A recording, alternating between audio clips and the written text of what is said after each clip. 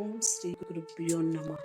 ನಮಸ್ಕಾರ ಸ್ನೇಹಿತರೆ, all-round club Kannada ಚಾನಲ್ಗೆ ಸ್ವಾಗತ ಸುಸ್ವಾಗತ. ಇವತ್ತಿನ ವಿಡಿಯೋದಲ್ಲಿ ಗುರುವಾರ ಈ ಕೆಲಸಗಳನ್ನು ಮಾಡಿದರೆ ಅದೃಷ್ಟ ಮೇಲೆ ಅದೃಷ್ಟ ಸಿಗುತ್ತೆ. ವೆಂಕಟೇಶ್ವರನಿಗೆ ಸಮರ್ಪಿತವಾದ ಗುರುವಾರದ ದಿನದಂದು ನಾವು ಈ ಕೆಲಸಗಳನ್ನು ಮಾಡುವುದರಿಂದ ಅದೃಷ್ಟವು ನಮಗೆ ಜೊತೆಯಾಗುತ್ತದೆ. ಲಕ್ಷ್ಮೀ ದೇವಿಯ ಆಶೀರ್ವಾದದಿಂದ ಧನ ಸಂಪತ್ತು ವೃದ್ಧಿಯಾಗುತ್ತದೆ. ಗುರುವಾರದ ದಿನದಂದು ನಾವು ಯಾವ ಕೆಲಸಗಳನ್ನು ಮಾಡಿದರೆ ಅದೃಷ್ಟ ಜೊತೆಯಾಗುತ್ತದೆ? ಗುರುವಾರ ಈ ಕೆಲಸಗಳನ್ನು ಒಮ್ಮೆ ಮಾಡಿ ನೋಡಿ. ಯಾವುದು ಆ ಕೆಲಸಗಳೆಲ್ಲ ಕೂಡ ನೀವು ಪೂರ್ತಿ ವಿಡಿಯೋ ನೋಡಿ. ಈ ವಿಡಿಯೋ ನಿಮಗೆ ಇಷ್ಟ ಆದರೆ ಶೇರ್ ಮಾಡಿ. ಹೊಸದಾಗಿ ನಮ್ಮ ಚಾನಲ್ ನೋಡ್ತಾ ಇದ್ದರೆ ಸಬ್ಸ್ಕ್ರೈಬ್ ಮಾಡ್ಕೊಳ್ಳಿ. ಹಿಂದೂ ಧರ್ಮದಲ್ಲಿ ಗುರುವಾರವನ್ನು ಭಗವಾನ್ ವಿಷ್ಣುವಿಗೆ ಸಮರ್ಪಿತವಾಗಿದೆ ಮತ್ತು ಈ ದಿನದಂದು ವಿಷ್ಣು ದೇವನನ್ನು ಪೂಜೆಯ ವಿಧಿವಿಧಾನಗಳನ್ನು ಅನುಸರಿಸಿಕೊಂಡು ಪೂಜಿಸಲಾಗುತ್ತದೆ. ಈ ಗುರುವಾರದ ದಿನದಂದೇ ವಿಷ್ಣುವಿಗೆ ಸಮರ್ಪಿತವಾದ ಮೋಹಿನಿ ಏಕಾದಶಿ ವ್ರತವೂ ಮಾಡಬಾರದು. ಗುರುವಾರದಂದು ವಿಷ್ಣುವನ್ನು ಪೂಜಿಸುವುದರಿಂದ ಲಕ್ಷ್ಮೀ ದೇವಿಯ ಆಶೀರ್ವಾದವು ಪ್ರಾಪ್ತವಾಗುವುದು ಎನ್ನುವ ನಂಬಿಕೆ. ಲಕ್ಷ್ಮೀ ದೇವಿಯ ಆಶೀರ್ವಾದ ಪಡೆದ ವ್ಯಕ್ತಿಗೆ ಜೀವನದಲ್ಲಿ ಎಂದಿಗೂ ಸಂಪತ್ತು ಅಥವಾ ಸಮೃದ್ಧಿಯ ಕೊರತೆ ಉಂಟಾಗುವುದಿಲ್ಲ. ಅಂತಹ ಪರಿಸ್ಥಿತಿಯಲ್ಲಿ ಗುರುವಾರ ಪೂಜೆ ಮಾಡುವುದರ ಜೊತೆಗೆ ಕೆಲವು ಕೆಲಸಗಳನ್ನು ಸಹ ನಾವು ಮಾಡಬೇಕು. ಗುರುವಾರದ ದಿನದಂದು ನಾವು ಈ ಕೆಲಸಗಳನ್ನು ಮಾಡುವುದರಿಂದ ಅದೃಷ್ಟ ಪ್ರಾಪ್ತವಾಗುವುದು, ಹಣಬರಹವೇ ಬದಲಾಗುವುದು ನಮಗೆ ಆಗುತ್ತದೆ. ಈ ರೀತಿ ಪೂಜೆಯಲ್ಲಿ ನಾವು ಗುರುವಾರದ ದಿನದಂದು ನೀವು ವಿಷ್ಣು ದೇವನನ್ನು ಪೂಜಿಸುವುದರ ಜೊತೆಗೆ ಆತನನ್ನು ಪೂಜಿಸುವ ಸಮಯದಲ್ಲಿ ಶಂಖನಾದವನ್ನು ಕೂಡ ಮಾಡಬೇಕು. ವಿಷ್ಣುವನ್ನು ಪೂಜಿಸುವಾಗ ಶಂಖವನ್ನು ಊದುವುದು ಶುಭವೆಂದು ಪರಿಗಣಿಸಲಾಗುತ್ತದೆ.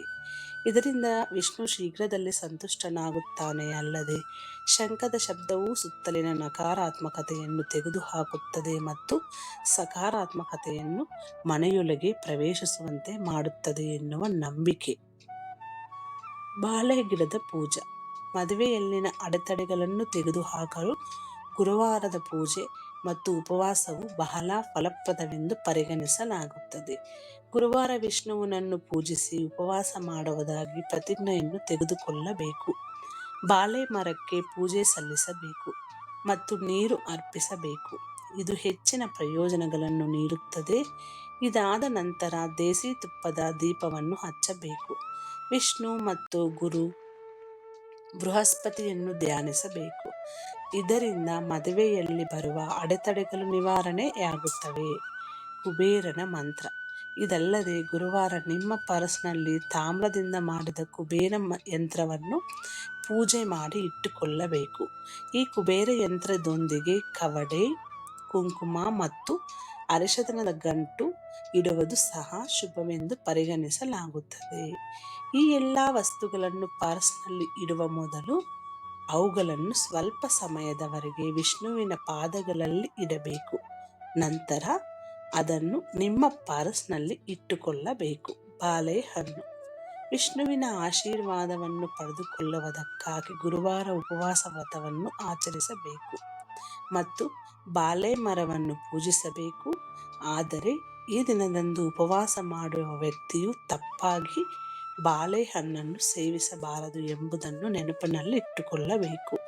ಈ ದಿನ ಉಪವಾಸ ಮಾಡುವ ವ್ಯಕ್ತಿ ಮಾತ್ರವಲ್ಲ, ಉಪವಾಸವನ್ನು ಮಾಡದೇ ಇರುವವರು ಕೂಡ ಬಾಳೆಹಣ್ಣುಗಳನ್ನು ಸೇವಿಸಬಾರದು. ಈ ದಿನ ವಿಷ್ಣುವಿನ ಪೂಜೆಯಲ್ಲಿ ಬಾಳೆಹಣ್ಣುಗಳನ್ನು ಅರ್ಪಿಸಬೇಕು. ಹಳದಿ ಬಣ್ಣದ ಬಟ್ಟೆ ಧರಿಸಿ. ನೀವು ಉದ್ಯೋಗ ಕ್ಷೇತ್ರದಲ್ಲಿ ಯಶಸ್ಸು ಪಡೆಯದಿದ್ದರೆ ಗುರುವಾರ ವಿಷ್ಣುವನ್ನು ಪೂಜಿಸಿದ ನಂತರ ಹಳದಿ ಬಣ್ಣದ ವಸ್ತುಗಳನ್ನು ದಾನ ಮಾಡಬೇಕು. ಶಾಸ್ತ್ರದ ಪ್ರಕಾರ ಗುರುವಾರದಂದು ಹಳದಿ ಬಣ್ಣದ ಬಟ್ಟೆಗಳನ್ನು ಧರಿಸುವುದು ಅಥವಾ ಹಳದಿ ವಸ್ತುಗಳನ್ನು ದಾನ ಮಾಡುವುದು ಶುಭವೆಂದು ಪರಿಗಣಿಸಲಾಗಿದೆ. ಇದು ಪ್ರಗತಿಯ ಹಾದಿಯನ್ನು ತೆರೆಯುತ್ತದೆ. ಈ ಉದ್ಯೋಗದಲ್ಲಿ ಪ್ರಗತಿಯನ್ನು ಯಶಸ್ಸನ್ನು ಪಡೆದುಕೊಳ್ಳಲು ಸಹಾಯ ಮಾಡುತ್ತದೆ.